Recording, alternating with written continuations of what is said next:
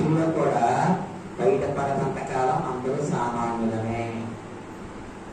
ఎప్పుడైతే మన గురించి మనం తెలుసుకుంటామో అప్పుడే మనం చాలా గొప్పవాళ్ళము. అందుకే నీ గురించి నువ్వు తెలుసుకో. నీ గురించి నువ్వు తెలుసుకోనంత కాలము మనమంతా సామాన్యులము. నీ గురించి నువ్వు తెలుసుకుంటే నువ్వే గొప్ప మహాత్ములను. మహా ఆత్మ తెలియదు కాబట్టి నీకు ఆత్మ మామూలు అనుకున్నావు. నీకు తెలిసింది అనుకో, ఆ ఆత్మ ఇంత గొప్పదా, అప్పుడు నువ్వు ఆ ఆత్మ మహాత్మ అవుతుంది. ఆ మహాత్మ నీలో ఉంది కాబట్టి నువ్వు మహాత్మరాలువి, మహాత్ముడివి అవుతావు.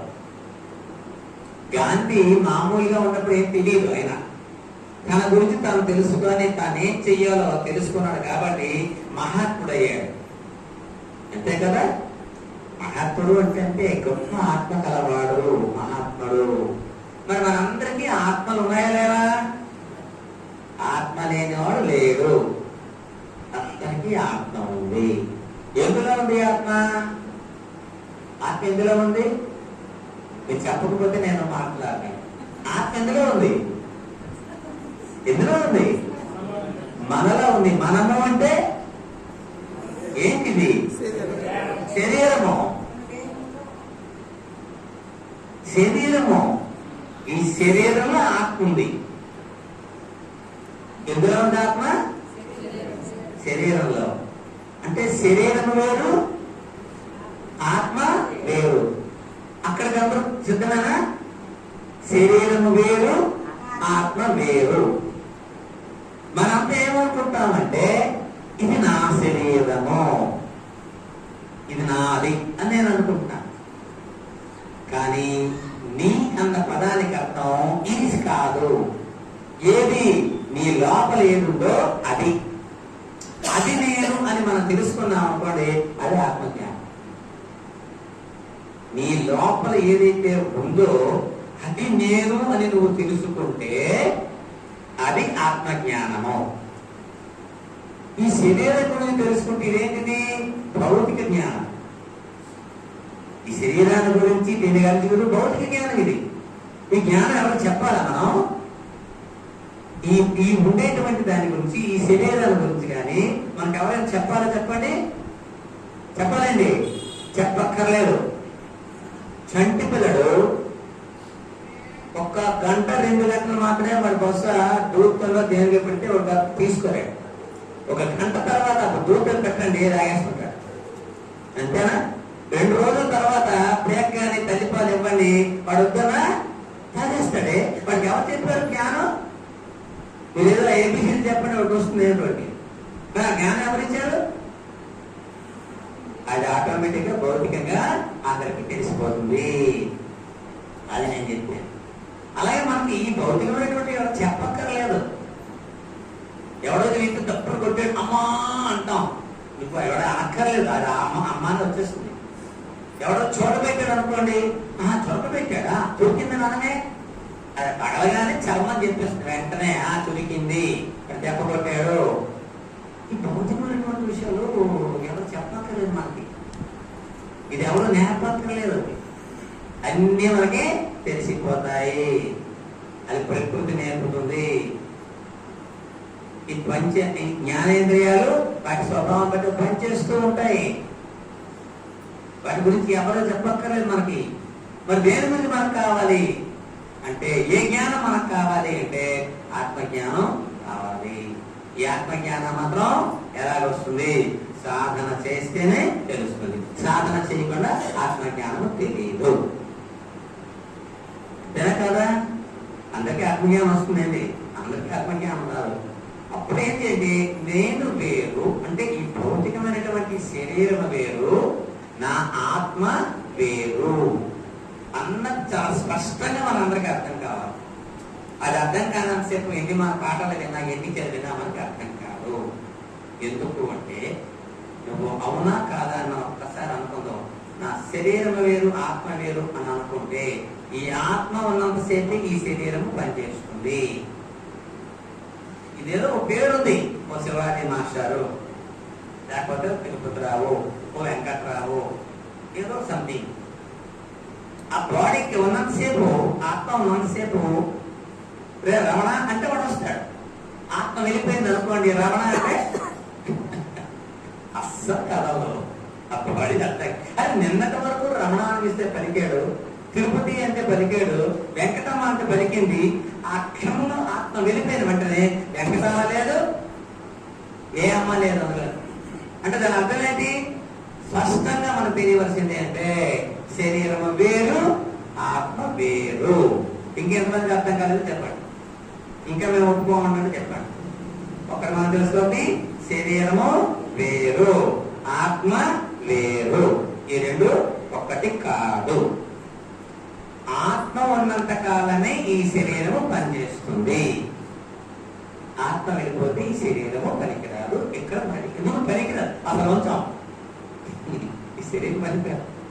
ఆత్మ ఉన్నంత కాలమే మనకి పేరు తెలుస్తుంది, చలి తెలుస్తుంది, ఆకలి తెలుస్తుంది, రుచులు తెలుస్తాయి, అన్నీ తెలుస్తాయి, సర్వము పనిచేస్తాయి. ఆ ఒక్కడిగా వెళ్ళిపోతే మొత్తం అన్ని కూడా పడుకుంటాయి. కాబట్టి శరీరము వేరు, ఆత్మ వేరు. ఈ శరీరాన్ని గురించి మనకు ఆటోమేటిక్ గా ప్రకృతి నేర్పుతుంది, పక్క నుంచి నేర్చుకుంటాము, ఇవన్నీ జరిగిపోతుంటాయి. కానీ ఆత్మజ్ఞానం అనేది కేవలము సాధన ద్వారా మాత్రమే తెలుసుకోవాలి. ఏమిటి ఆత్మ గురించి ఎవరు చెప్పారు అంటే, భగవద్గీతలో 2వ అధ్యాయంలో 20వ శ్లోకం. భగవద్గీతలో 2వ అధ్యాయంలో 20వ శ్లోకంలో ఆత్మ గురించి చాలా బాగా చెప్పడం జరిగింది. ఆ శ్లోకం చెప్తాను చూడండి.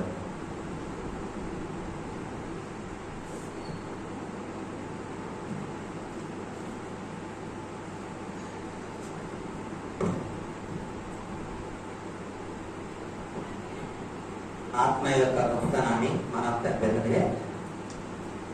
నైనం చిందంతి శస్త్రాణి నైనం దహతి పావకః నైనం నైనం క్లేదయన్ సోమో నా శోషయతి మారుతః.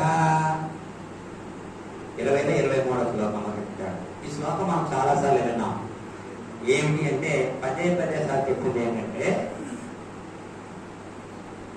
ఆత్మ అనేది గొప్పది అని చెప్తూ ఏం చెప్తున్నాడో అంటే, నా ఏనం నయనం. ఆ శ్లోకం అందరికి రాసుకోండి. తర్వాత మీరంతా 2-23 శ్లోకం అందరికి కంఠస్థ పెట్టవలసి ఉంటుంది. ఇంపార్టెంట్ శ్లోకం. మనకి ఇచ్చినటువంటి పుస్తకాలు ఉన్నాయి, అందులోని 2వ అధ్యాయం 23 శ్లోకం అందరూ జాగ్రత్తగా చూసుకుంటే ఏం చెప్తున్నా అంటే, నా ఏనం చిదంతి శస్త్రాన్ని ఒక్కటే తీసుకుందాం. ఏంటంటే ఇక్కడ ఏనం అంటే ఈ ఆత్మ, అందులో ఆత్మ ఉంది కదా. శరీరాల గురించి మాట్లాడద్దు ఇక్కడ. శరీరాల గురించి మనం మాట్లాడదు. దేని గురించి మాట్లాడదాం? ఆత్మ గురించి మాట్లాడదు. ఎవరి ఆత్మ? ఎవరి ఆత్మ గురించి వాళ్ళే మాట్లాడుకుందాం. కాబట్టి నీ ఆత్మ, నా ఆత్మ, ఈ ఆత్మ ఏంటంటాడు? శస్త్రాణి. శస్త్రాణి అంటే ఏంటి? శస్త్రములు అంటే ఏంటండి? శస్త్రములు అంటే ఆయుధములు. అస్త్రములు అంటే శస్త్రములు అంటే ఏం చెప్పారు? ఆయుధములు. శస్త్రములు. అస్త్రములు అంటే ఓకే నేర్చుకుందాం. అస్త్రాలకి శస్త్రాలకి తేడా ఉంది. అస్త్రములు అంటే బాణాలు, బాణాలు వేసి అస్త్రములు. వాటికి శస్త్రచికిత్స జరిగిందండి అంటారు. శస్త్రచికిత్స చేయబడును అంటే శరీరంలో ఏదైనా పార్ట్ బాడైపోతే కోస్తాడు. వీటివి కత్తులు, కత్తులు కట్టాలి, ఆపరేషన్ చేస్తామే. ఇది శస్త్ర. బాణాలు అస్త్ర.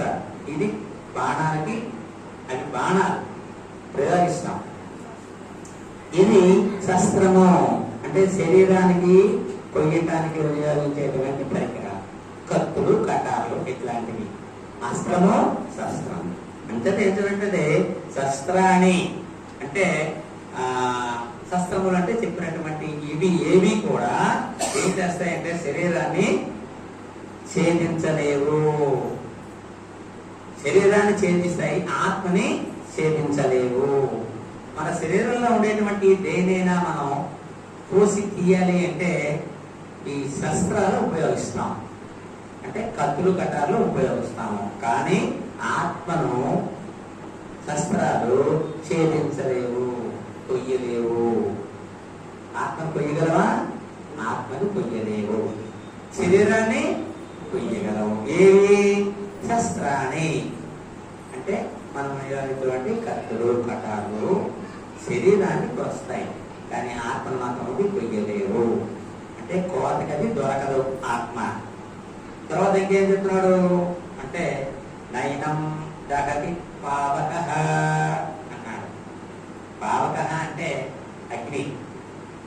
అగ్ని చేత ఆత్మ దహింపజాలదు అన్నాడు. శరీరం ఉంది, కాలిపోతుంది, కానీ ఆత్మ మాత్రము ఆత్మని దహింపజాలదు. అంటే అర్థం ఏంటి? శరీరం కన్నా ఆత్మ చాలా గొప్పది, అది దహింపబడదు అన్నాడు. తర్వాత ఇంకేమన్నాడు అంటే మీకు ఆ శ్లోకం తర్వాత చెప్పాను. అగ్ని చేత ఆత్మ దహింపబడదు, అలాగే శస్త్రముల చేత ఛేదింపబడదు అంటే కోయబడదు, ఇంకా నీరు చేత తడుపబడదు. శరీరము నీరు చేత మనం తడుపుకుంటాం, కానీ ఆత్మ నీరు చేత తడుపబడదు. చివరగా చేసి నా శోషయతి మారుత. మారుతము అంటే గాలి. గాలి చేత ఆరబెట్టబడదు. ఆరబెట్టడం అంటే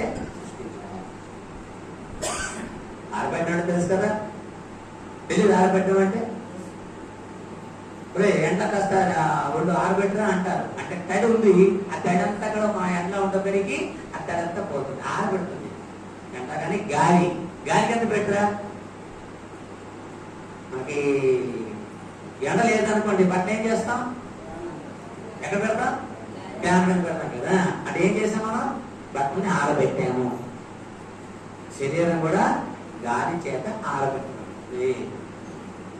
శరీరానికి లక్షణాలన్నీ ఉన్నాయి.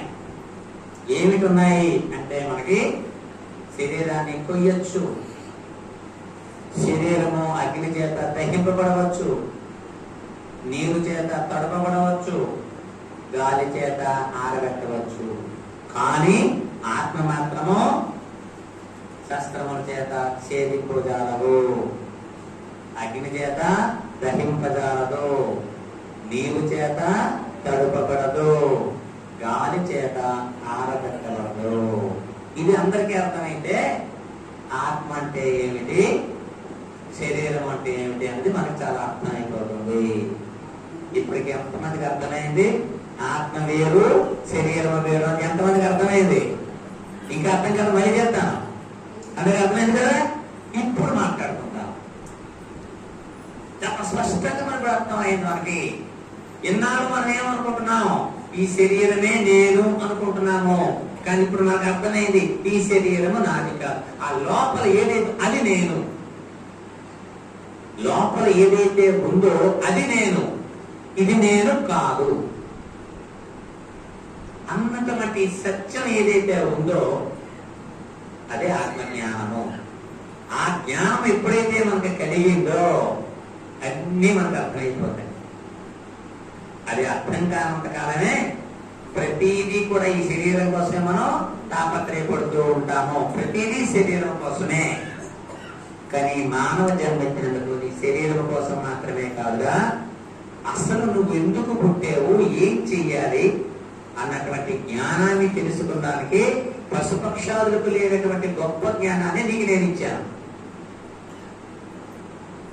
పశుపక్షాదులకి కానీ వేదికి ఇవ్వనటువంటి గొప్ప జ్ఞానాన్ని నీకు నేను ఇచ్చాను. ఆ జ్ఞానం ద్వారా నువ్వు తెలుసుకుంటే, నువ్వు నేను ఒకటన్న జ్ఞానం తెలుసుకుంటే నీకు నాకు తేడా లేదు అని ఎవరంటారు? భగవంతుడు అనేవారంటారు. నేను నువ్వు ఒకటే. కానీ జ్ఞానం కావాలి అంటే ధ్యానం కావాలి. ఇది ఇంకెక్కడ మనకి దొరకమన్నా దొరకదు. ఆ జ్ఞానం కలిగే వరకు ధ్యానం చేస్తే అది నిజమైనటువంటి జ్ఞానము.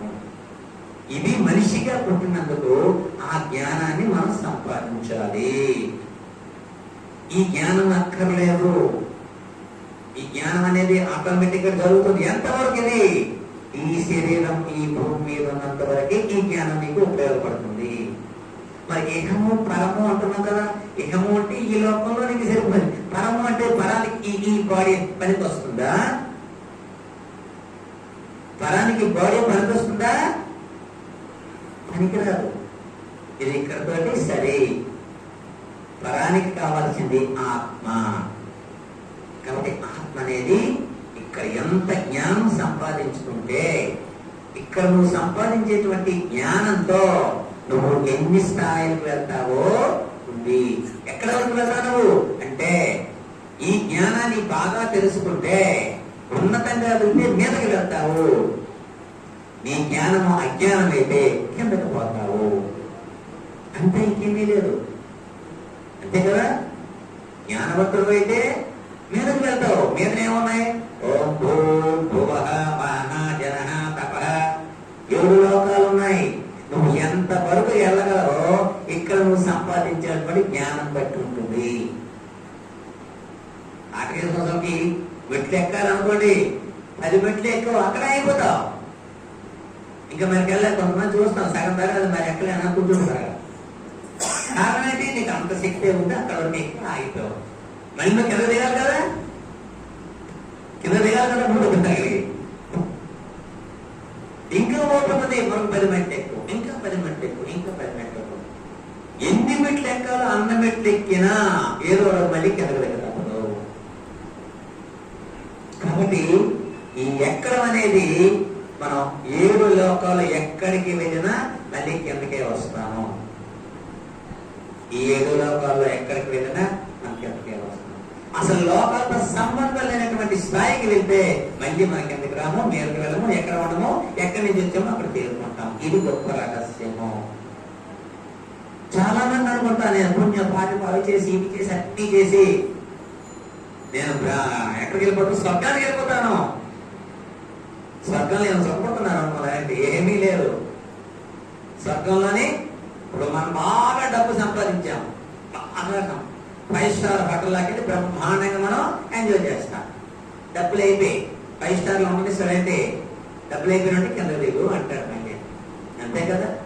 అలాగే మనం సంపాదించినటువంటి పుణ్యకార్యాల వల్ల సంపాదించిన దాంతో ఉత్తమమైనటువంటి గతులు పొందుతాము. అది కొంతకాలం మాత్రమే ఆనందాన్ని పొందుతాము. మీ దగ్గర డిపాజిట్ ఎప్పుడైపోయిందో మళ్ళీ కిందకి నువ్వు రావాలి. ఇక డిపాజిట్ లేదు, అలాగే అప్పు లేని స్థితి ఉంటే బ్యాంక్ దగ్గర మనం వెళ్ళవలసిన అవసరం లేదు. బ్యాంక్ అప్పున్నా వెళ్ళాలి, అప్పు కావాలన్నా వెళ్ళాలి. డబ్బుతో సంబంధం ఉన్నంతసేపు ట్రాన్సాక్షన్ ఉంటుంది. నీకు పాప పుణ్యాలు రెండింటితో సంబంధం ఉన్నంత కాలము నువ్వు మానవ జన్మ ఎత్తాలి. పాప పుణ్యాలతో రెండింటితో సంబంధం లేని స్థితి ఏది ఉంటుందో అప్పుడు నీకు జన్మరాహిత్యం జరుగుతుంది. ఇది చాలా గొప్ప విషయం. తెలిసేయాలంటే ఆత్మజ్ఞానాన్ని మనం పొందాలి అంటే నిరంతరమైనటువంటి సాధన. కాబట్టి ఆత్మజ్ఞానాన్ని గురించి మనం చాలా, ప్రతి ఒక్కరు కూడా ఆత్మజ్ఞానం కోసం ఎక్కడికి వెళ్ళక్కర్లేదు. మన డిగ్రీలు కావాలనుకోండి, ఎక్కడితో ఏది కాదని చదువుకోవాలి, ఎక్కడితో నేర్చుకోవాలి, ఏదో నేర్చుకోవాలి. ఆత్మజ్ఞానం ఎప్పటికీ వెళ్ళక్కర్లేదు. గురువు నీకు మార్గాన్ని చూపిస్తారు. ఆ మార్గంలో నువ్వు ప్రయాణం చేయడం బట్టే నీ స్థాయి ఉంటుంది. దీనికి నీకు ప్రత్యేకమైనటువంటి క్వాలిఫికేషన్స్ ఏమీ అక్కర్లేదు. ఈ జాతిలో పుట్టాలి, ఇంత డబ్బు ఉండాలి, ఏ కులమా, ఎంత ఎద్దా, అంత ఎద్దా, ఎంత, ఇవేమీ నథింగ్. ఇవేమీ నీ క్వాలిఫికేషన్ కాదు. నీ ఆత్మని నువ్వు తెలుసుకోవడమే నీ క్వాలిఫికేషన్. నువ్వు ఎంత ఎదగాలన్నా నీ ఆత్మజ్ఞానం మీద నువ్వు చేసేటువంటి సాధనే ప్రధానమైనటువంటి విషయము. కాబట్టి ఇవాళ ఎందుకో ఈ ఆత్మజ్ఞానాన్ని గురించి మనం తెలుసుకున్నాం. అంతకన్నా ఇంకా తర్వాత తెలుసుకుందాం. కాబట్టి అందరికీ కూడా భగవద్గీత 2:23 శ్లోకం తెలుసుకుంటే ఆత్మ అనేది గురించి ఇందాక చాలా మంది చేతులు ఎత్తలేదు. ఇప్పుడు కొంచెమైనా తెలిసింది అన్నమాట. చేతులు ఎత్తండి. కొంచెం తెలిసింది. Okay okay okay. ఇది మన మనసులో ఉండి మనం చేసే ప్రతి పని కూడా నేను ఆత్మని, నా తాలూకా గొప్పదైనటువంటి పవిత్రమైనటువంటి అది నాలో ఉంది. దాన్ని నేను ఎందుకు బరువు దాన్ని ప్రకాశింపజేసుకోవాలి. అంటే మనం బాహ్యంగా ఉండేటువంటి మన శరీరమైనటువంటి అన్ని విషయాన్ని కూడా మనం ఎంత జాగ్రత్తగా చూసుకోవాలని మనం నిత్యం చెప్పుకున్నటువంటి పాఠాలు, నిత్యం చెప్పుకున్నటువంటి భగవద్గీతలో చెప్పబడ్డాయి. వాటన్నిటినీ మనం ఆచరించినట్లయితే స్పష్టమైనటువంటి ఆత్మజ్ఞానాన్ని మనం యొక్క అవకాశాలు ఉంటాయని తెలియజేసుకుంటూ ముగిద్దాం. ఎవరైనా మాట్లాడితే